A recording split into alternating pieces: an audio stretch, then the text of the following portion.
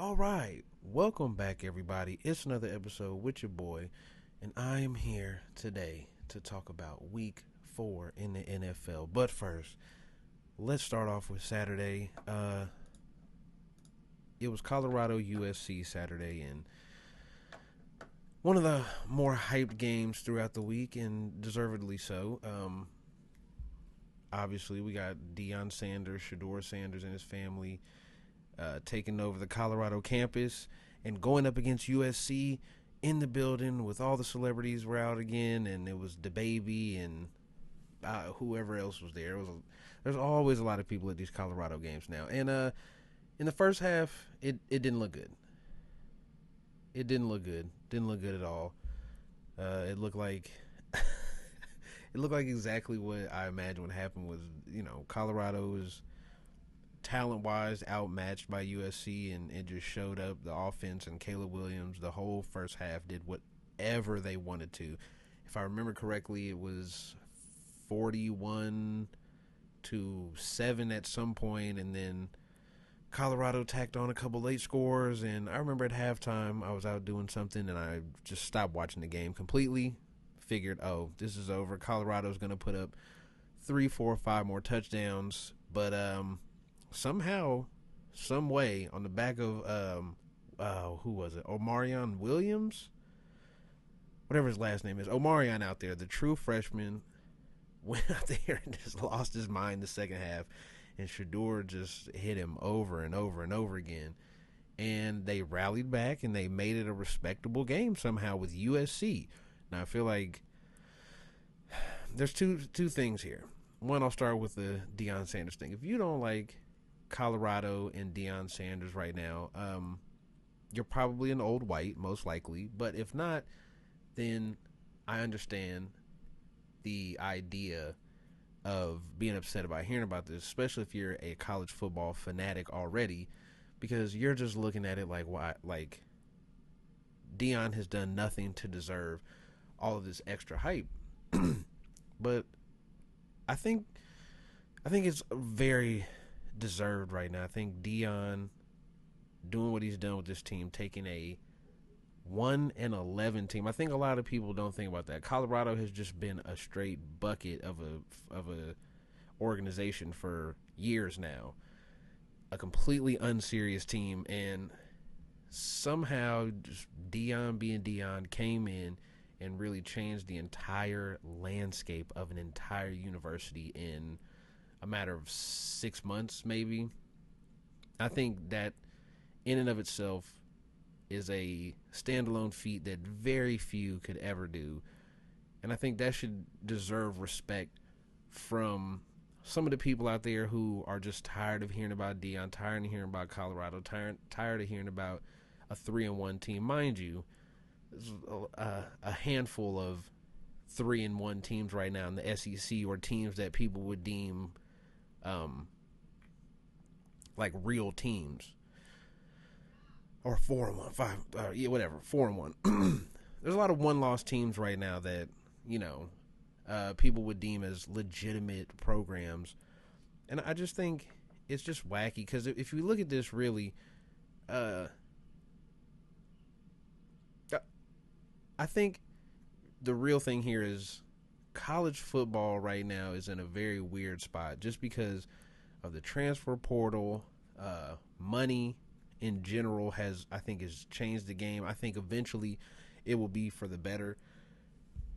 But right now, there's so much parity in the sport. And I think that instead of talent pooling in these certain pockets and certain teams, we now have talent a little more spread out, but that's honestly making for better and better games, specifically in conference for these Power 5 schools. Some of the basement dwellers of these conferences now actually have more of a shot of landing guys and getting guys to come to their school because they can just pay them. And I think with USC, the way we look at it is they have Caleb Williams, and that's number one. They have Caleb Williams, and he's amazing. I mean, to say he's anything short of amazing would be a bold-faced lie. And but I think outside of that, there's a lot of negative for USC after the Colorado game, and I don't know. I think typical Lincoln Riley defense. They just played soft. The offense, even though they put up 48 points, it was sloppy. Caleb was sloppy. The entire game was just sloppy. If like they came in this game extremely unserious, and I mean it showed. They let Colorado sneak back into it. Now to say that Colorado just snuck back in because USC was playing so sloppy would be disingenuous. I mean, Shador came back in the second half and just put on the show. Yes, is it garbage time? Yeah, you down 3-4 scores. Sure, but you still have to do it. I hate when people do that and say, oh, it was in garbage time, this and that. You still have to go out there and do it. Even if the other team isn't giving 100% effort anymore, you still have to go out and mount a comeback. Like, the team doesn't just give you points. You have to go take them. And Shador did just that. So it was power for power. And Shador went crazy in the end. Caleb went crazy in the first half and finished it out and made sure they got that win. And overall, it's just crazy to think. I remember starting one of these pods saying I'm not going to watch any college football this year, and I lied because the Colorado story just really took the nation by storm and definitely attracted my attention, and I couldn't help but keep my eyes glued on them, especially when you're playing the best teams in the country right now. Like the Pac-12 is so solid right now. You got Oregon, you got USC, you got Washington State, you got Oregon State. You got all these teams right now, and I didn't even name all of them. But you got all these teams, and it just created this. I mean, I even watched a little bit of the Auburn, Georgia. Oh, Brock Bowers, jeez, that guy's gonna be hell when he makes it to the league. Like, I just can't believe it that he just put on such a dominant performance like that. But yeah, I think this whole thing, I think for people that are upset with the Deion stuff, is to get over it. It's here, it's happening. If Deion stays in college football, he will transform Colorado into a top team. It's not going to take long.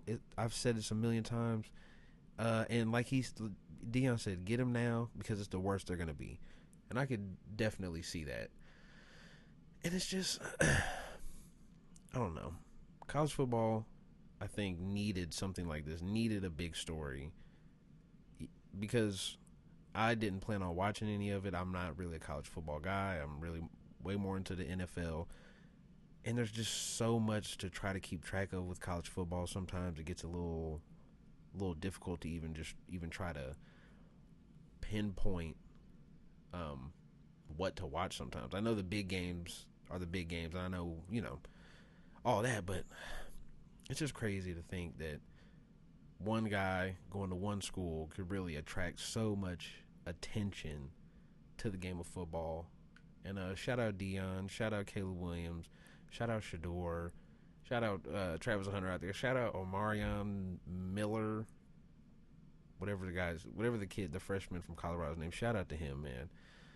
Had a $150 in the touchdown. Like, they had that one throw with Shador fading to the right and doing a little jump pass over to him. And, oh, man, you couldn't have thrown the ball more perfect. I think that what we seen on display on Saturday was really amazing when you think about it from the quarterback standpoint. And that's the future. That's the future right there. Shador, Caleb. I can't wait to see what comes out of the rest of the season, what comes out of the draft. There's going to be a lot to sink my teeth into when it comes to that. But yeah, that was Saturday. It was cool. Now, let's get to the meat and potatoes of this, all right? It's week 4 in the NFL. I'm going to just go down these in a line this time, just recap the games a little bit more. I feel like I've been missing that. I feel like I've been rambling a little bit here and there. So we're going to start off. I woke up almost in a panic at like 8:15. And when I did, the sun is out, stayed up late on a Saturday night. And I look at my phone and realize, oh, the Jags play overseas today, so that means the game comes on at 8:30. Now, is that fine? Yeah, that's cool. Like, I don't have a problem with getting up at 8:30, but it's a little awkward. I couldn't imagine living on the West Coast and having to wake up at what 6:30 in the morning, 7 o'clock in the morning, just to watch a football game. That honestly, if we talking about it, it was over pretty quickly.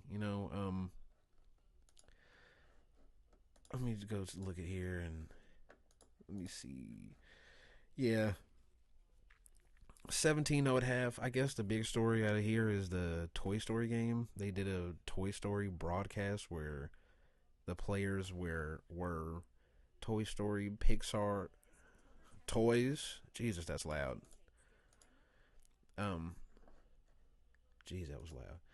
Yeah, where they were Pixar fake toys and they mimicked what their real life counterparts on the field were doing. I didn't really watch that. But watching this game, what is there to say? Like, both teams looked sloppy.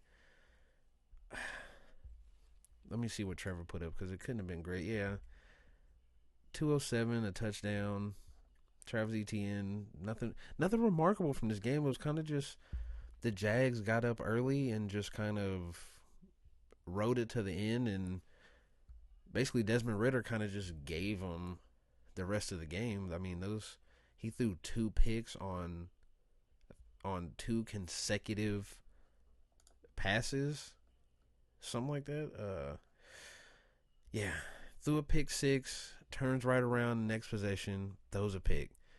And to me, the funniest thing to watch from that was the fact that his teammates weren't even mad. Like, it's crazy to think, like, the Jets. You watch the Jets with Zach Wilson, and you can tell they thought they were going to be good because they're so frustrated and they get so angry. You can just see it when stuff starts going left for them. It was a complete opposite with the Falcons. Like, the complete opposite. He throws those two picks, and I remember just looking at the team, and the team's just like, yep, all right, let's go back to the sideline. Just like, you guys aren't upset that this guy's basically just tanking a very close game where the other team isn't even doing anything. Like, the Jags weren't doing anything at that point. Like, they had 10 points. I don't even think they had 10 points when they got the picks. Let me go look, because Calvin Ridley, yeah, okay, yeah, it was 10. They were up 10 already. He throws the two picks, and the team was just like, yep. That's a very bad sign, bad indictment. I would love for the Falcons to be the team to tank and get Caleb Williams. But the crazy thing is, I think everybody kind of sees, like, we're in a year, and I think it might have been 2008, but I think we're in a year where there's going to be a lot of middling teams. Like, I think there's only a handful of bad teams. And I would love to look this up. 2008 NFL standings.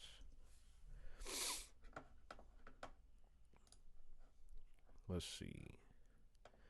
Yeah, let's see. There's teams that were right at 500, right below a game below 500 or above is 1, 2, 3, 4, 5, 6, 7, 8, 9, 10, 11, 12, 13, 14, 15, 16, 17, 18, 19, 20, 21, 22, 23. 23 of 32 teams were either a game under 500, right at 500, or better. And I think we might be looking at another year like that where, because I think we came into this year thinking there would be a lot of teams that would just tank to try to get Caleb. But the problem is there's so many other quarterback prospects that we might be looking at a year where we have a lot of, what would it be now? 8 and 9 teams, or 7 and 10 teams and up, where we're looking at a big majority of the league is fighting to get in the playoffs. And looking at a lot of the games today, I think today crossing the quarter mark was, you can see it now where you're starting to see, okay, this team beat that team bad. These two teams both beat that team badly. This team lost to that team. And you can really see that, excuse me, a little more that there might, like, the talent gaps might not be as wide as they've been for the past 5 years, which is fine because it brings better games. But today there was only a couple, and I think we're going to be looking at a very close, tight playoff race this year. So that should be fun to deal with. And sorry if I sometimes trail off or if I look up here or whatever if you're watching the video, because the Chiefs Sunday night game is on, and oh my goodness, Pat's thrown 2 picks. We're about to go to halftime, and it's close with the Jets going into the half. Like, oh, it's tough. It's tough to watch right now. Yeah, that just defense is definitely putting their foot in the Chiefs' ass. So let's get to the quote-unquote game of the week, the Dolphins-Bills. And for about for maybe half of a quarter. Well, no, okay, looking at it now. Yeah, talk about the second quarter. It looked like a good game. It was touchdown Bills, touchdown Dolphins, touchdown Bills, touchdown Dolphins. And then in the beginning of the second quarter, a display was put on where the Bills defense is serious, right? They came out and just flat out physical the Dolphins. They made the Dolphins look just completely soft. And I think that's what a lot of people was looking at. And I've said that before in the last couple of episodes. The Miami Dolphins defense can be had. And that's what happened here. The Bills just put it on them. And I think the real thing to commend here is the Bills defense, because they basically shut Miami out until the third quarter. So they got their last touchdown in the beginning of the second quarter. They didn't score until 9 minutes left in the third, and they didn't score again. And they just time and time again just came in and just beat the Dolphins up. I think that's just the simple way to look at it, is the Bills defense beat up on the Miami Dolphins offense and just made them look horribly soft and like they just didn't want to be there almost. They took Tyreek out the game. Granted, Waddle, I think, did end up scoring did he score a touchdown? No. Okay. That's right. They took Tyreek out of the game, and I've said this over and over again. You can take Tyreek Hill out of games. As a Chiefs fan, we've seen it multiple times where you can scheme up. If you put 2 guys on Tyreek the right way, if you shadow him with the safety, basically, and just force everything to be underneath, he has a tendency to, well, force everything underneath, and then you have to get those, right? But when he does get over the top, and you force him into jump ball situations or force him into double covered situations, he struggles with his hands a little bit, and that didn't really show up this game. They kind of just clamped him out of the game completely, where Tua really couldn't even go to him a lot. I don't even know what he ended up with, but I would like to know. Yeah, completely took him out the game. 3 catches, 58 yards. That was it. He only had 5 targets. They kind of just kept a cap on this Dolphins offense and was like, all right, if you're going to run the ball, you can run the ball, but we're up. So good luck with that. You know, what did Josh Allen? Yeah. I was going to say, Josh Allen lost his mind. There was at one point where they said, there was a point in the game where he had more touchdowns than incompletions. So he had 3 incompletions and 4 touchdowns. So he was more likely, when he let the ball go, he was more likely to throw a touchdown than to throw an incomplete pass. And that's just exactly how this game went. Stefon Diggs was out of his mind.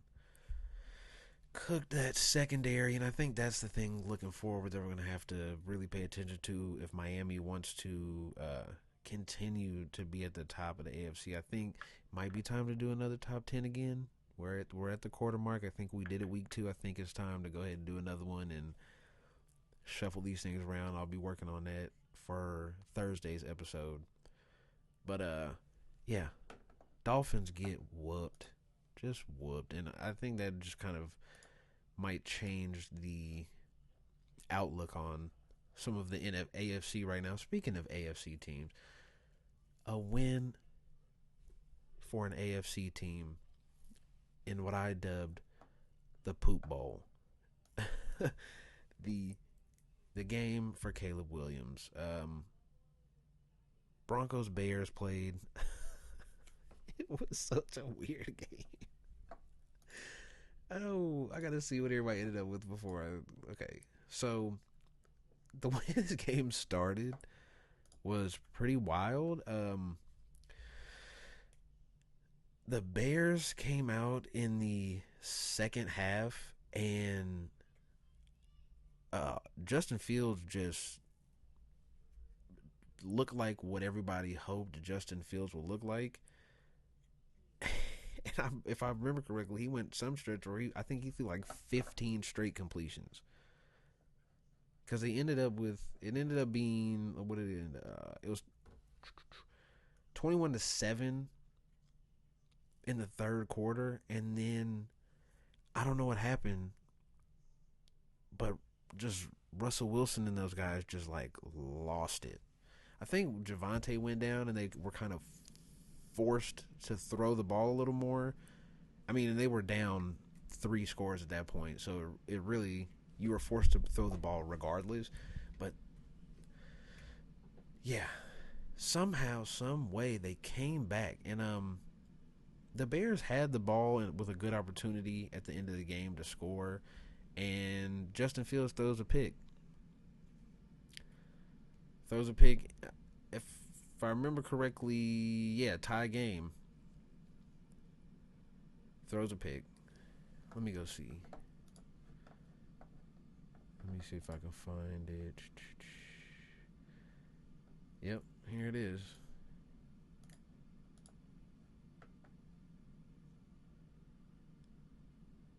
Okay.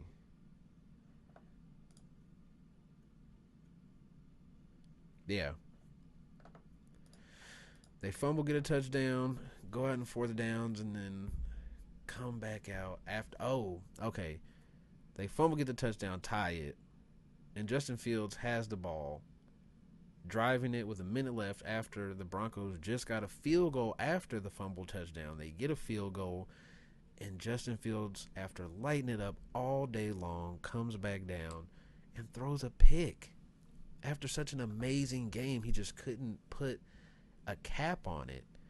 And I think really I don't know what happened to the Broncos defense. They were a top defense last year, and now they're just nothing. Like, you let the Bears put up 28 points. They scored 4 touchdowns in a span of like 20 game minutes.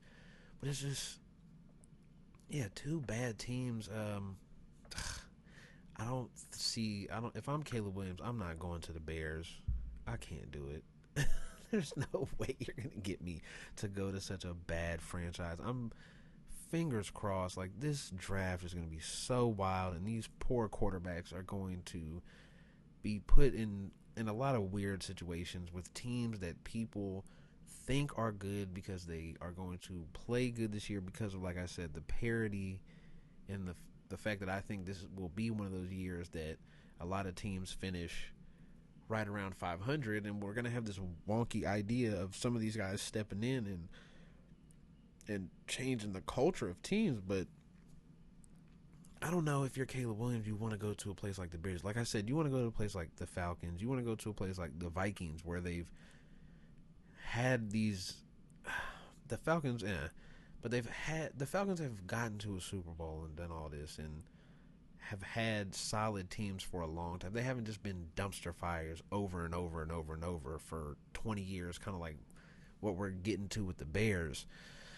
But yeah, the Poop Bowl. The Broncos win the Poop Bowl. Justin Fields loses his entire mind the whole first half. In the fourth quarter, turns back into a pumpkin.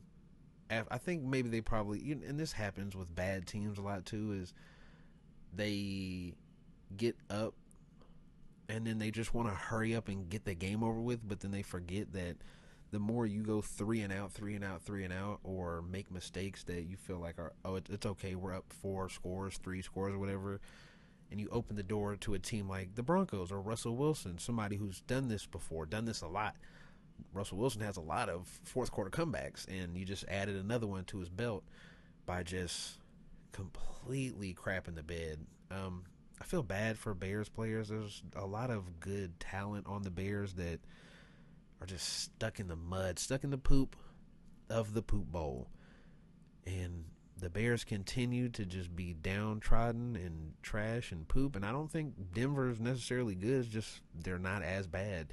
And really, honestly, they kind of were, because they were getting blown out by the Bears at some point. I know they made it up and they ended up winning, but yeah, Russell Wilson with a QBR of 33, yeah, that's not good. And you lost to that guy. Yeah, you lost to a team without one of their best players, without Javonte Williams. Nope, you just made stupid, silly mistakes to end the game. You gave the game away. That's what the Bears do. That's what the Bears are right now. And I don't, these are two of the cellar dwellers, so to speak. So, and I think they're both going to stay there. But this was a weird, fun game to watch. A lot of weird games this week, man. Let's go through some of the games that I didn't watch a lot of. Ravens-Browns was a blowout. Lamar Jackson. We're not talking about Lamar Jackson. He just, not a crazy stat game, but I remember seeing a lot of the stuff that he was doing. It was just timely big plays from Lamar, just escaping on third downs. Let me see. I need to see what their third down conversion rate was. Third down conversion. Ooh, that not great, I guess. 4 of 12. It was cool, but I feel like all of them, like every third down conversion they had was just Lamar making a play for them.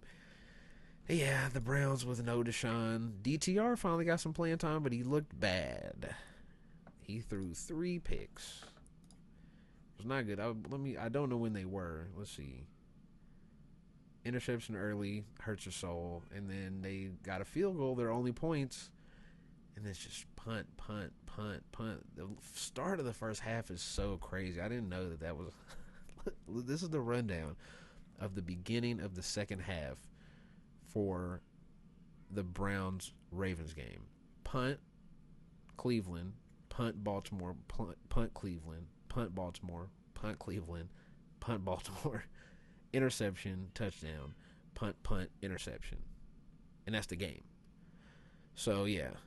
They got put away early, and they just ran the clock out on them.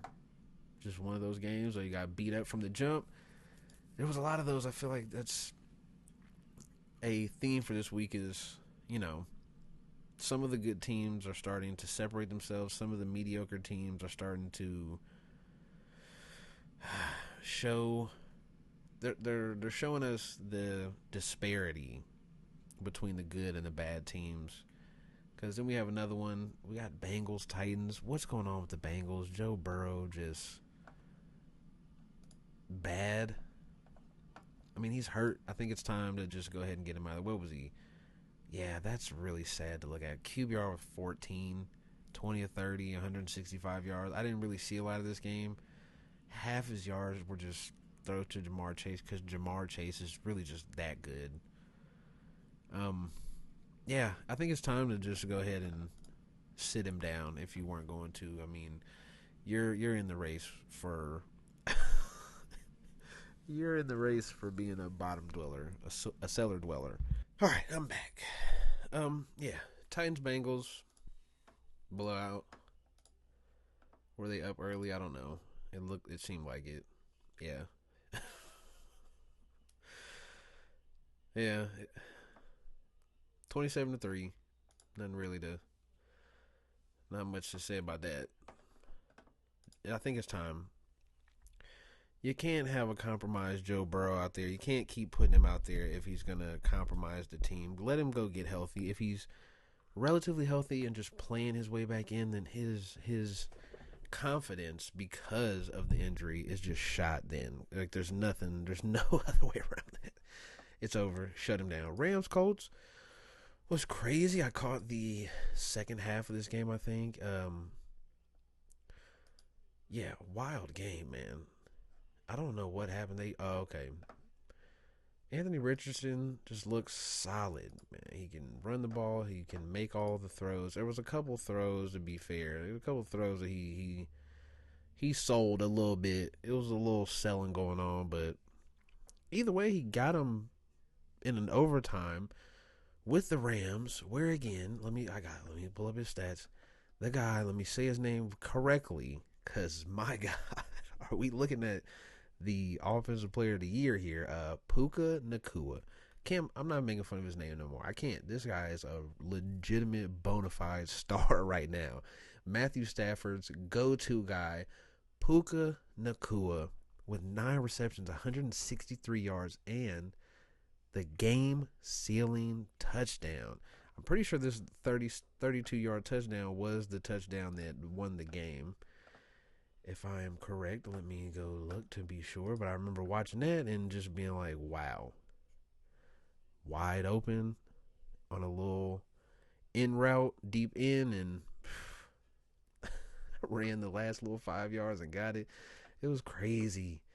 The Rams game. Crazy that the Colts keep playing everybody tough. It's so weird. Yeah, it's wild. But yeah, the Rams squeak away with the win, and I don't know whether to feel like the Rams, who I put in my top 5 a few weeks ago, are still in that, or if the Colts are just better than I thought, or if the Rams are worse than I thought. I cannot tell. The Rams come out and just continue to have these type of games where every game is just a close game. Like, it doesn't need to be like this, but it does continue to be this way with the Rams. I just don't understand what's going on with them. It is so hard to get a pulse on them right now. Even 4 weeks in, it's just so tough. They play great, and then they play awful, and then they play great, and then they play awful. And this is stints within the game where they have these swings where they play good, play bad, and it's crazy. Buccaneers, I don't even know what happened with the Buccaneers game. I'm not even gonna lie to you. Let's take a look. Baker went crazy. I don't know, Baker went crazy on him. That's wild. I mean, they've been really good, man. They've been really good this year. They've just been a good, solid team that can just kind of do everything. But yeah, Saints win 26-9. Baker goes crazy. Did they blow him out? It was basically, 14-3 at the half. And you just put up a couple tuds, clear them off, make it look nice. Now, a very interesting game that I did watch most of was the Eagles Commanders game. I almost called them the old name. It's really hard not to, but the Commanders Eagles game was so crazy. The fact that it was close, if I remember correctly, it was 17-7 at some point. Yeah, 17-7 going into the half. Jake Elliott kicks a field goal to make it look a little more respectable. And then coming out of the second half, the Eagles finally looked like the Eagles again for 2 drives where they just ran down the field with ease.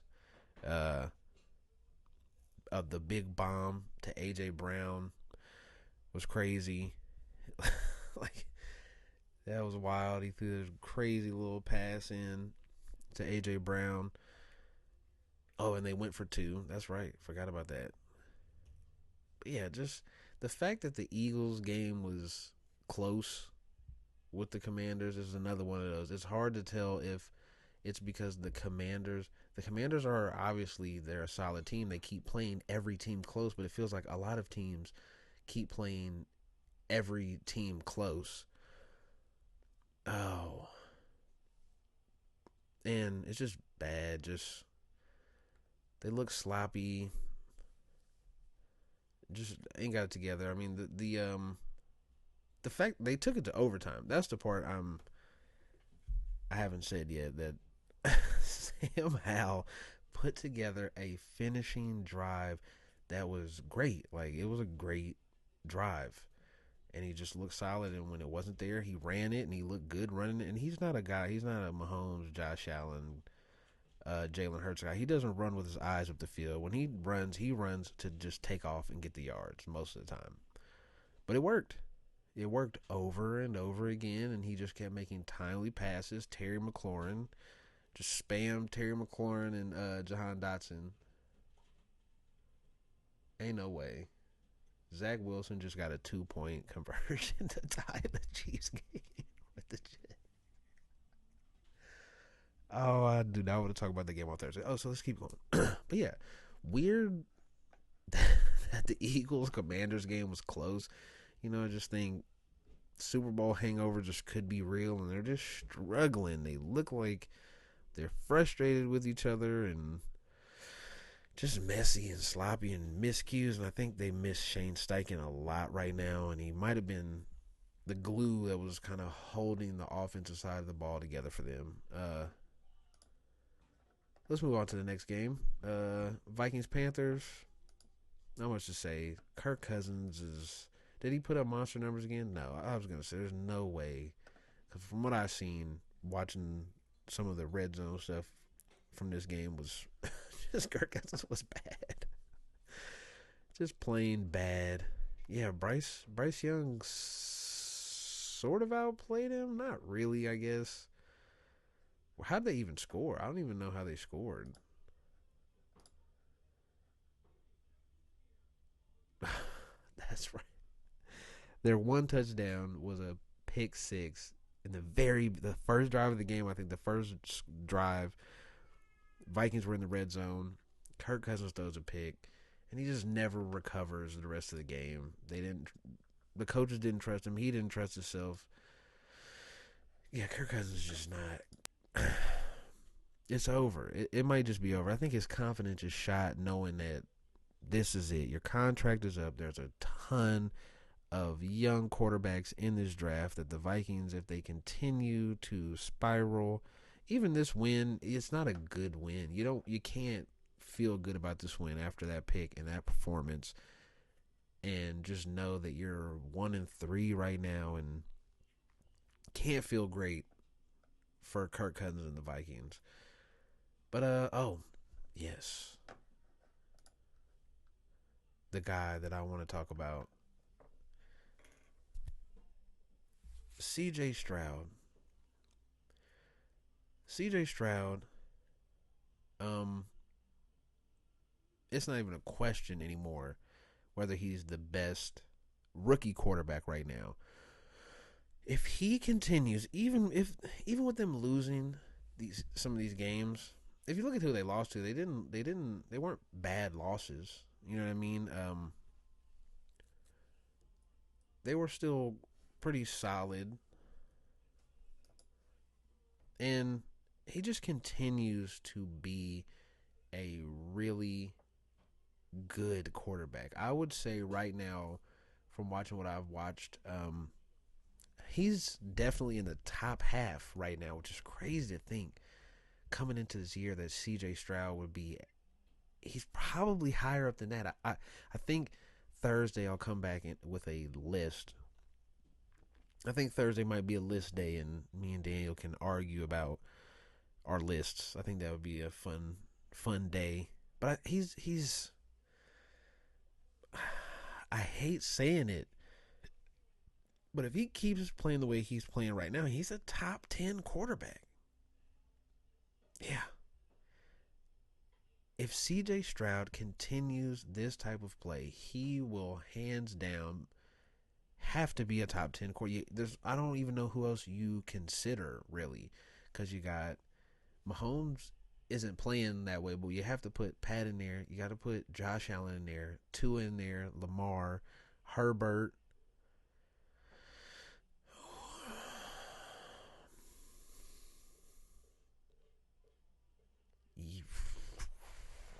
Jalen Hurts, if you want to say. And then right now, you kind of get into that uh, Baker Purdy, CJ Stroud era, like, or area where I don't know how you argue anybody else. I don't know how you. It's hard. It's tough. We'll come back Thursday and I'll really put a little more thought and effort into this. But C.J. Stroud creeping his way into being a top 10 guy, man, it's pretty wild to see coming out because a lot of people just thought like he couldn't read defenses and he struggled with processing the game. But right now you cannot tell he's processing the game and seeing the game better than a lot of long-term starters right now, which is, who would have thought? But they beat the dog shit out of the Steelers. Blow them out, man. It was 3-17, 6-24, and for a long time they just killed the clock. Dameon Pierce is still good, and that team is a solid team. I don't think they're gonna really go anywhere this year necessarily, but they're a good team. The Texans they're gonna beat bad teams. I think that's how we're gonna have to look at this. Is they are gonna beat the bad teams, which there's enough of that you can eat off that. And I think they're gonna be a team that's contributing to that parity this year. But yeah, C.J. Stroud, man, who would have thought C.J. Stroud would come in and tear the league up? If I remember correctly, he has the most 300-yard games in his rookie year already, and I think the only person with more is Cam Newton. And if anybody remembers, Cam Newton, his rookie season, came in and lit the league up. Another game. The Chargers. We need to talk about you, Chargers. First thing I want to say about the Chargers game was Justin Herbert is amazing. Okay? Justin Herbert is a top tier quarterback, man. Just awesome. He has so many plays this game where he bounced off a defensive lineman, scrambled through a dart. He did that 3 or 4 times this game where you just go, oh my. The only other person there's only 2 other people that can do that in the league.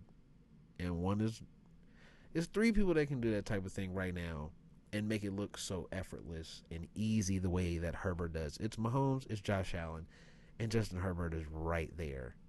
Right there. I don't know if it's coaching. I don't know if it's a curse. I don't know what exactly it is, but there's just something with this Chargers team that just will not allow them to not Charger games. Aiden O'Connell was mounting a comeback. This game, it was like 7-24 at some point in the game. But the Raiders just kept clawing and kept fighting, and that Chargers defense again let a team, after gaining a big lead, let another team climb back, and Aiden O'Connell and the Raiders were mounting a comeback on the Chargers. Do you know how wild that is? That is so crazy.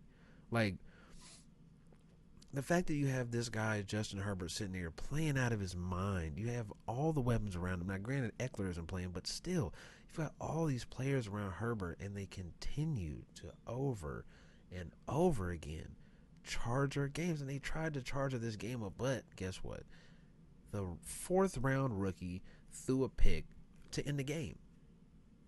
If he doesn't do that, the Chargers charge this game again. They cough up another lead.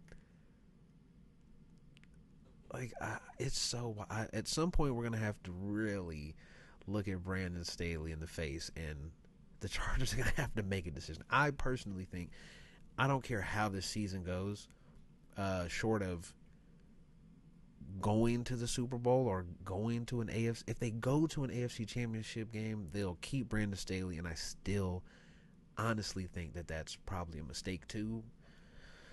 Because, yeah, they wanted to give this game away so bad. Cowboys, Patriots, whoever out there now, on the last pod I did Thursday, I said that I wanted my NFC championship matchup to be 49ers Cowboys. And there's a reason for that. And this game is one of those reasons. The Cowboys offense finally stepped in and did what they were supposed to do. Micah gets hurt. Trayvon's out. And you just seen it finally. A little pep in their step. Dak really throwing the ball around and doing what he is supposed to be doing, which a lot of people, I feel like it's, again, like I was saying, when you get into like 8, 9, 10, 11, 12, there's a lot of interchangeable guys, and I feel like Dak has always been right there in that range where he can play like the 15th best quarterback in the league, or he can play like the 8th best quarterback in the league. And this game was a game where he was in his top 10 bag and showed out, and they just ran the ball, and they ran the ball a lot. Granted, they were up, and the defense got stops. And, well, really, you know what? I say the defense got stops, but really, Mac Jones is just bad. So the Cowboys really took advantage of that. I think he threw 3 picks. They were just bad picks where, you know, you're not that guy, pal. Come on, Mac. You're not that guy. Where he's rolling right and throwing back left. He did that. He got one off, and then he comes back the next drive and tries to get the same look off, and then you just pick him off. The guy was dropped back, and he was just waiting on that curl route, and he just took the ball. He ran the route for the receiver, really. But yeah, just total blowout. The other team on the other side of that matchup that I would love to see, the 49ers Cardinals, Christian McCaffrey is just off the chain good.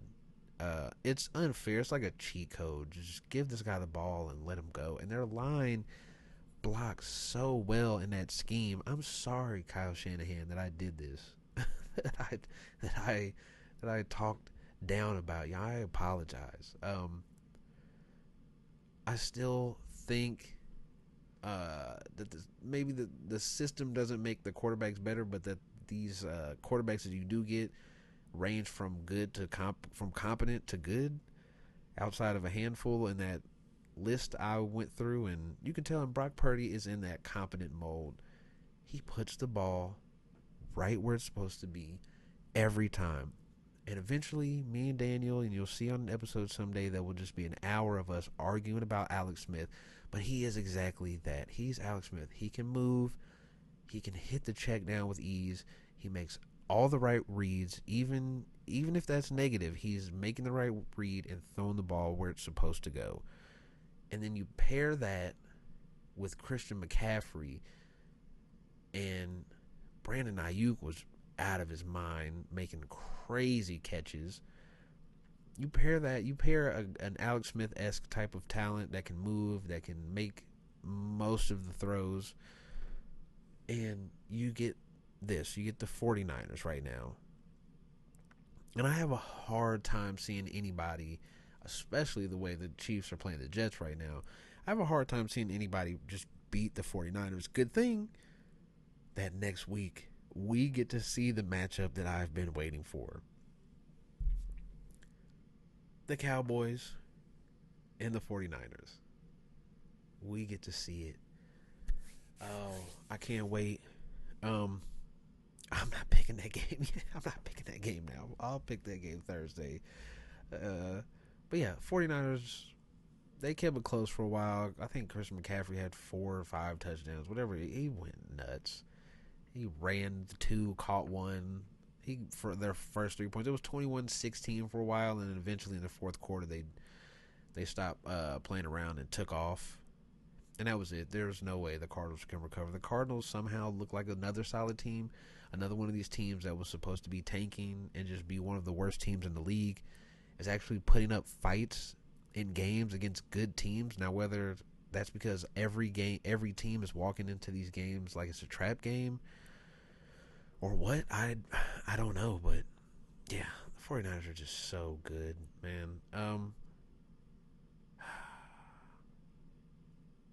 This hurts. The Thursday night game. I forgot. I didn't talk about the Thursday night game. My guy, Jordan Love, in the first half. I preface that with in the first half. In the first half, my guy didn't have it. He looked scared. He looked almost lackadaisical, almost like he just didn't mind that they were getting beat up pretty well, and just looked bamboozled. And the Lions just playing hard-nosed football, just playing tough football, just playing good defense. Aiden O'Connell in that front line is getting a lot of push in the first half, and the Packers couldn't get anything going. They just didn't look like a team that was even in the same stratosphere with the Lions. And then somehow, in the second half, Jordan Love just turned it on. Now, I think he finished with 3 picks, but in the second half, he came out and just played lights out. Well, not lights out because he did have the picks, but he played very, very well in the second half. And they came out with a lot more tempo, and were getting a lot of quick outs to the boundaries. And he looked very, very comfortable making those throws as opposed to some of the deeper shots into the middle of the field. I think he is a little sketchy with his footwork. Isn't the greatest, so some of those kind of timing throws are off a lot of the time, and he misses them. Typically he tends to overthrow them more than anything, but yeah, came out in the second half, kind of rectified himself. They made a couple dumb decisions, and they still lose by 2 scores. Just wasn't good. So yeah, my overall thoughts on the weekend, man. I think we should be worried about the Eagles.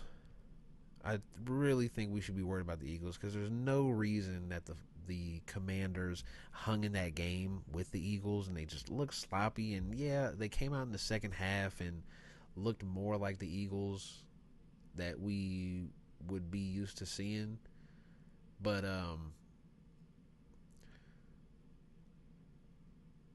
oops, sorry, Pat over here trying to do too much. But yeah, I don't know. I feel like I thought this would be this would be the week where they kind of get their stuff together against a not struggling team, but a team that's just not great. But they've been just letting every team hang in there with them, and that worries me because Jalen Hurts has kind of regressed in his passing a little bit at times, where he's just kind of struggling to see the field a little bit, and I just worry about that later down the line. That's kind of where my transgressions, I guess, with the Eagles come in at. Is just I don't trust Jalen Hurts right now, and I trusted him last year. Like, looking at him last year was a lot smoother, but it's still the beginning of the season, and you're running out of that excuse though.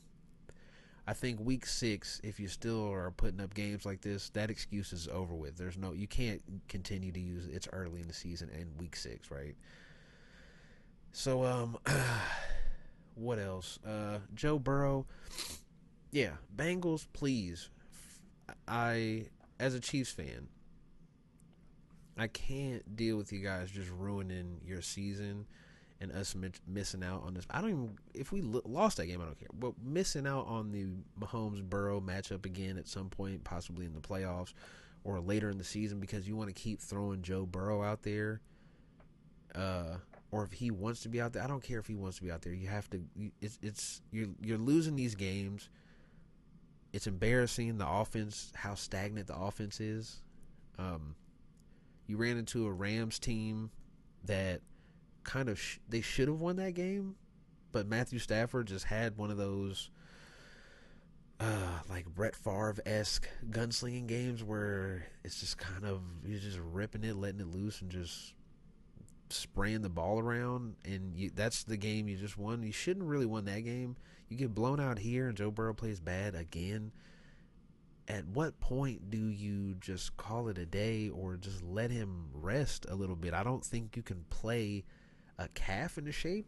I might be wrong, but a calf doesn't seem like one of those things that you can just play into shape with. And it's kind of manifesting itself week in and week out. And I think it's time to just go ahead and pull the plug. The Dolphins. The Miami Dolphins can be had. Their defense can be had. You can put Tyreek in a box. And that's exactly what the Bills did. The Bills, a Bills team whose offense, I mean, we have to right now after that performance, we kind of you have to put the Bills as a top offense right now, or as the top offense, really, because they didn't score 70, but they've consistently put up 30 every week, and I think it's time that we got to bump the Bills up a little bit. Do I trust Josh Allen in them still? No, absolutely not. I don't. I still don't trust them. I think at some point they will, revert back to what they typically do in the same vein of the Chargers. But the Bills' path is more like, we're going to be good all season, and then when we get to the playoffs, something's going to happen, and Josh Allen will make a bunch of weird mistakes and kind of ruin games, as we've seen in week 1. And, yeah.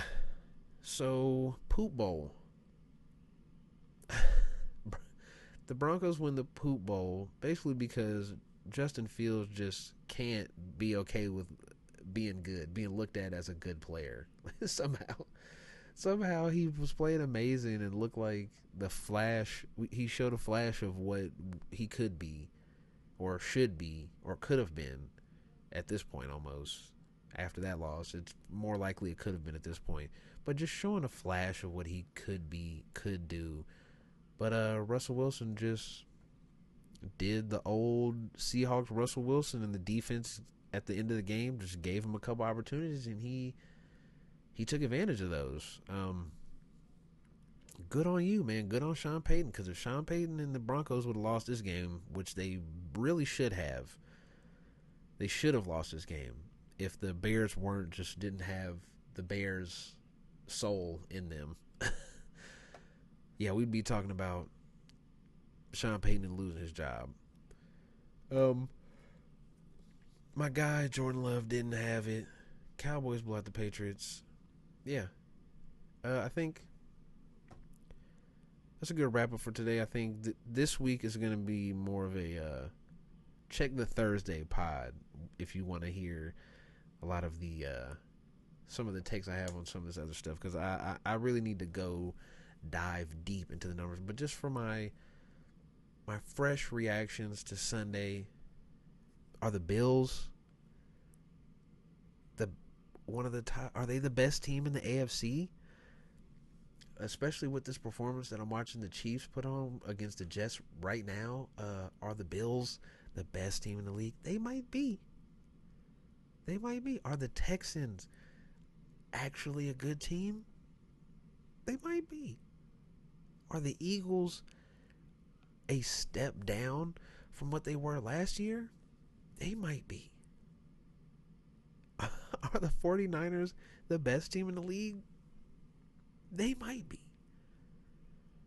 And that's what we're looking at. We're looking at a crazy week 4 that I really need to dive into the numbers and watch a little bit more to really put some of these stronger opinions that I have out. So I'm sorry if you're listening to this and it feels a little mild, but I need to really take a look at the numbers in some of these games and really break some of this down, because it's a crazy week where I feel like a lot of teams just either separated themselves or pushed themselves back into this mounting pile of the middle of the league right now, of just all these teams that are, I don't know if they're good or bad or what I'm looking at. But yeah, so I hope you guys enjoyed the pod. Like, subscribe to the YouTube channel, The Carver 2X Show. Follow the podcast on Apple Podcasts and Spotify Podcasts, wherever else you get your podcasts. You know how to get a podcast now. It's 2023. Come on, guys. Follow me on TikTok, Instagram, Carver2X. Search it. You'll find it. Thank you for listening. I enjoyed being here with you today. I hope you enjoyed being with me. And I will see you guys on Thursday. Enjoy. Oh. Gosh. It's 20-20. With 3 minutes left in the third. And Patrick Mahomes has the ball. With 2 picks. They look not great right now. The Jets are actually moving the ball. This is a scary time for me, guys. By Thursday, when I come back on the next pod, we will know what happened, and I hope that the Chiefs come away with a win. I'm tired of the Taylor Swift. Another Taylor Swift game. Oh my God. But yeah, maybe she wasn't a good luck charm. Who knows? We'll find out Thursday.